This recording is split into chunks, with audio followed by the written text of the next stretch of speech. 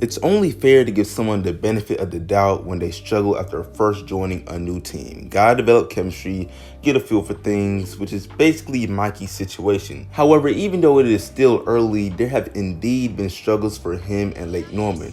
And if you're unaware of what I'm talking about, the other day there was a pretty big set of high school basketball exhibition games streamed on national television on ESPN2.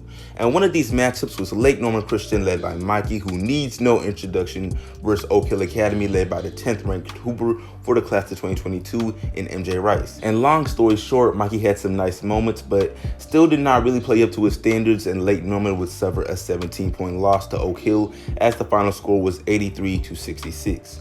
But like I said, Mikey did have some nice moments. He wasn't just a no-show. He would finish the game with 23 points and started out pretty well. But ultimately, his fiery start did not last long, and Lake Norman would be blown out on national television. So what happened and what's the issue? Well, that's going to be discussed in this video. But before I do, man, what's good, YouTube? Plug Speaks back with a vid. If you are new, subscribe. If you are a fan of high school hoops, sub up. I'm posting quality basketball content 2 to 3 times a week, and the goal is to hit 1K within this month. Also, I do have some other vids on the way about the other popular matchups that occurred the other day because, man, it was an action-packed day. But back to the video, though.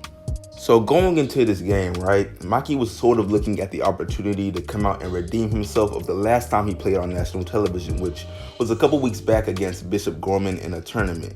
And it's not like he played awful against Bishop Gorman, but he did lose that game as well and didn't perform that great overall. But anyway, I mentioned this so we all understand the drive he had to play well, regardless of the fact that this was just an exhibition game that means little at the end of the day.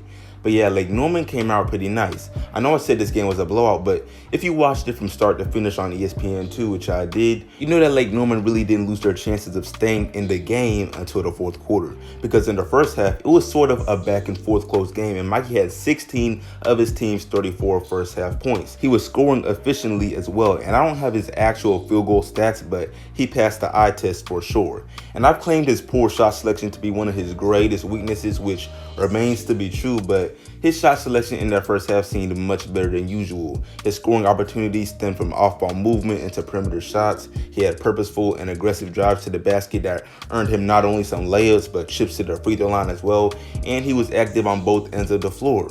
Like, just playing pretty well. And I don't want to make it seem like it was just him. Definitely not. The whole team was solid.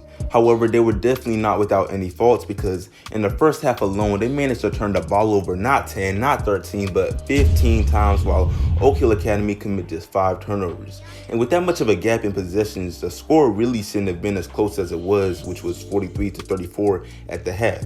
But I won't scrutinize Oak Hill too much for this, because obviously the game wouldn't end up being close at all. But back to Lake Norman, instead of adding on to their solid first half effort, they instead became worse in the second half. As a team, they continued to commit several turnovers and give up buckets upon buckets to Oak Hill. And as far as Mikey goes, he went without a single field goal in the third quarter, and his first second half points overall would come in the form of free throws.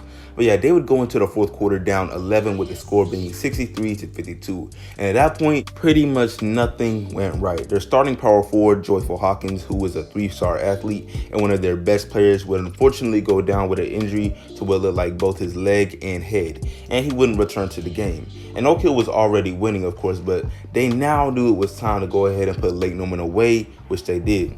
But Mikey certainly tried to have something to say about it. He became more aggressive, which resulted in a poor choice of shot selection, so that was kind of counterproductive, but he would hit a couple mid-range shots and free throws. And like I said, I don't know his full stat line, but I am aware he had 23 points and 8 turnovers for certain. And now, before I even get into some constructive criticism about Mikey and Lake Norman, shouldn't really need to say this, but again, none of this is hate. Just appropriate criticism of a great player, as I'm grading him upon standards he has set for himself.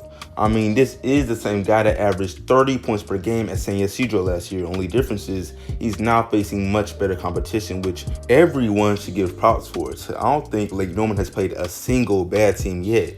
Mikey's already faced the best of the best on paper in Chet Holmgren, as he even tried to dunk on the man. But yeah, now for some issues revealed in this game with Lake Norman versus Oak Hill. We should all know this team lacks chemistry. It's not only visible on the court, but also on paper. I mean, while watching the game, one of the broadcasters mentioned that 8 players on this Lake Norman team are new, and that's over half of the roster.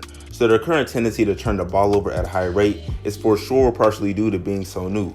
However, as I watch the game, some of the turnovers are just sloppy. Like, credit to Oak Hill Academy, great team, great to just school. But it's not like they forced every single turnover at all. But moving on to Mikey specifically, he was balling out in the first half, 16 points, and they weren't all off of difficult shots. And in his defense, in the second half, he didn't suddenly go cold for no reason. Because at different parts of this game, it almost looked like his own team was helping Oak Hill with ball denial. No kidding. Not on purpose, of course, but it's still the fact of the matter. And Mikey did just transfer, so I'm gonna give it some time before claiming, oh, like Norman isn't the place for him. But the clips out on YouTube of team scrimmages look way too smooth for things to be so bumpy in actual games. Obviously, real games and scrimmages are not the same, but some sense of chemistry has to develop at some point. Also, as far as the headline duel for this game, MJ Rice versus Mikey, I don't know the actual stat line of MJ Rice for this game, but the eye test most definitely works in his favor. I mean, he didn't just win the game, he was just going after it. 3-point shots, athletic finishes, and he's ranked 10th in his class. Now, Mikey may be a whole grade lower, but for someone who's ranked 3rd in their class and sees themselves as the best, a 23.8 turnover performance won't cut it, and the adjustment period of getting used to Lake Norman cannot take too long, or his rank could even drop, which I don't want to happen or even really see happening, but to act as if it's not a possibility would be a joke. I'm just waiting for that 30 to 40 point performance which results in a win that I know Mikey has in him. I mean, he did not get this far for no reason. But yeah, I could go on or bring up all the scrutiny he got on Twitter and make this video way longer, but really it's unnecessary. Most spoke towards the idea of Mikey being overrated, while some spoke towards the idea of the slightest diss of a 16-year-old being out of line. But that's just the beauty of perspective. But that really wraps up the video. I appreciate you all watching for sure. Make sure I like this, sub if new, share it, all of that, and I'm out.